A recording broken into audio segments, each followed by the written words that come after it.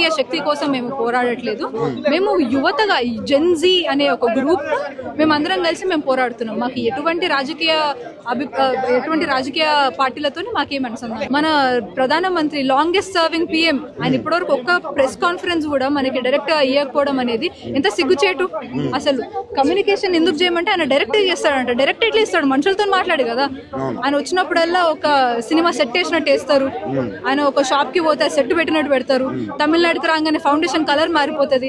ఇట్లా నటనలు చేసుకుంటూ ఉండే ప్రధానమంత్రి ఆయన మాట్లాడకుండా ఉంటేనే మాకు కొత్తగా ఏం అనిపించట్లేదు. ఎప్పుడు చేసే పని ఎలానే ఉంది. ఎప్పుడు చేసే పని ఇట్లా ఎన్ని రోజులు రిపీట్ చేస్తాం. ఎగ్జాక్ట్లీ అందుకే కదా మేము మనం రిజైన్ చేయాలని కోరుకునేది. అట్లాంటి ప్రధానమంత్రి మాకు అవసరం లేదు.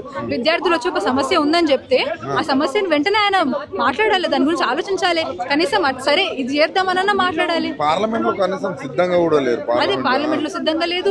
అపోజిషన్ పార్టీ వాళ్ళు మాట్లాడితే వాళ్ళని తీసుకొని పోతారు.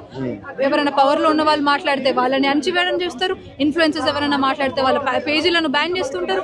ఇదే నా ప్రజాస్వామ్యం అంటే. ప్రజలు సోషల్ మీడియా ఇప్పుడు ఒక చాలా పవర్ఫుల్ వెపన్. సోషల్ మీడియా కావచ్చు, న్యూస్ ఛానల్స్ కావచ్చు, అదొక పవర్ఫుల్ వెపన్ మాకు. దాన్ని కూడా మీరు అరికట్టాలని చూస్తున్నారంటే మీరు మా నోర్లను నొక్కేయాలని ప్రయత్నం చేస్తున్నారు.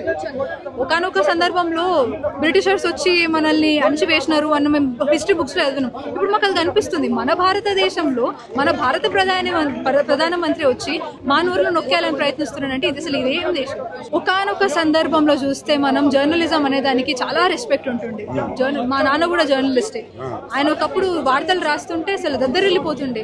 కానీ ఇప్పుడు ఎంతసేపటికి కమర్షియల్ న్యూస్ కావచ్చు, పిఆర్ పేడ్ కావచ్చు, ఇదే నడుస్తుంది. జర్నలిజం అనే ఒక మాటకి చాలా సిగ్గుచేటది. స్పైన్లెస్ పీపుల్ లాగా కనిపిస్తున్నారు నాకు. చాలా సింపుల్ డిమాండ్ అండి. యూత్ అందరం ఇంతమంది కలిసి వచ్చినామంటే చాలా పెద్ద విషయం అని గవర్నమెంట్ గుర్తించాలి.